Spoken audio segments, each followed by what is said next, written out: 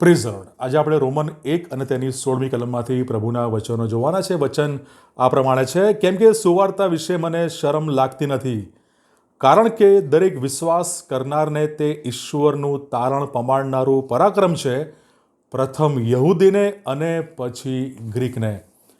આજનો આપણો વિષય છે, શા માટે દરેક માણસને સુવાર્તાની જરૂર છે. શા માટે દરેક માણસને સુવાર્તાની અગત્યતા છે, તેના વિશે આજે આપણે પ્રભુના વચનોમાંથી જોવા માંગીએ છીએ.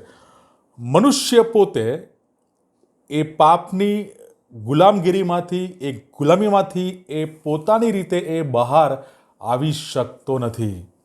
તેથી ઈશ્વર પોતે એ સુવાર્તા દ્વારા એના જીવનમાં કાર્ય કરે છે. ઈશ્વર પોતે એ સુવાર્તા દ્વારા કાર્ય કરે છે અને મનુષ્યની ઘણી બધી સમસ્યાઓ છે અને મનુષ્યની સૌથી મોટી સમસ્યા એ કોઈ ગરીબી, અજ્ઞાનતા કે સામાજિક આર્થિક અન્યાય નથી, પરંતુ મનુષ્યની સૌથી મોટી સમસ્યા એ પાપ છે.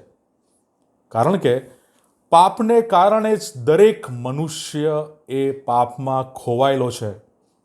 અને આપણે જાણીએ છીએ માથી 18 અને 11, જે ખોવાયેલું છે તેને બચાવવાને માણસનો દીકરો આવ્યો છે. શા માટે દરેક મનુષ્યને સુવાર્તાની જરૂર છે? સૌથી પહેલું કારણ, દરેક મનુષ્ય એ પાપમાં એ ખોવાયેલો છે. પાપને કારણે દરેક મનુષ્ય ખોવાયેલો છે, માટે એ વ્યક્તિને એ સુવાર્તાની જરૂર છે. બીજું કારણ, ઈશ્વરના ન્યાયી કોપ હેઠળ છે.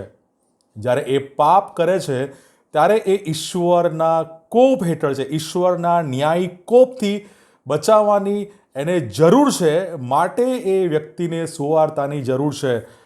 દરેક મનુષ્ય ખોવાયેલો છે, એટલા માટે સુવાર્તાની જરૂર છે. દરેક મનુષ્ય ઈશ્વરના ન્યાયી કોપ હેઠળ છે, એટલા માટે સુવાર્તાની જરૂર છે. અને મનુષ્ય એ આત્મિક રીતે એ અંધ છે. એ ઈશ્વરના વચનોની અજ્ઞાનતા એના જીવનમાં છે અને આત્મિક રીતે એ અંધ છે, માટે એને સુવાર્તાની જરૂર છે.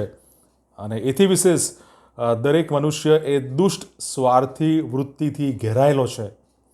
મનુષ્ય એ સ્વાર્થીપણામાં છે, એ દુષ્ટ સ્વાર્થી બાબતોથી ઘેરાયેલો છે. એમાંથી છુટકારો મેળવવાને માટે એને સુવાર્તાની જરૂર છે અને અંધકારના અધિકારમાંથી છુટકારો મેળવવાને માટે દરેક મનુષ્યને સુવાર્તાની એ જરૂર છે. અને તે પાપની અંતિમ સજા, એટલે કે અનંતકાળના નાશ, એ વિનાશ, એ દંડ, એ સજામાંથી બચાવ એને જરૂરી છે, માટે એને સુવાર્તાની જરૂર છે. અનંતકાળિક નાશથી બચવાને માટે સુવાર્તાની જરૂર છે. શા માટે મનુષ્યને સુવાર્તાની જરૂર છે? કારણ કે મનુષ્ય એ પાપમાં ખોવાયેલો છે, ઈશ્વરના ન્યાયી કોપ હેઠળ છે, આત્મિક રીતે અંધ છે અને દુષ્ટ સ્વાર્થી વૃત્તિથી એ ઘેરાયેલો છે. અંધકારના અધિકારમાંથી છુટકારાની એને જરૂર છે અને પાપની અંતિમ સજામાંથી છુટકારાને માટે મનુષ્યને એ સુવાર્તાની જરૂર છે. અને આ સ્થિતિમાંથી કોઈ પોતાની બુદ્ધિ, ધાર્મિકતા, નૈતિક પ્રયત્નો એની વડે એ બહાર આવી શકે નહીં.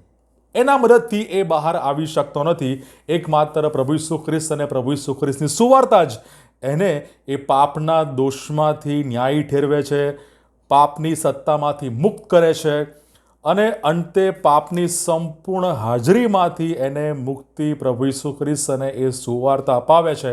માટે દરેક માણસને, દરેક વ્યક્તિને સુવાર્તાની જરૂર છે.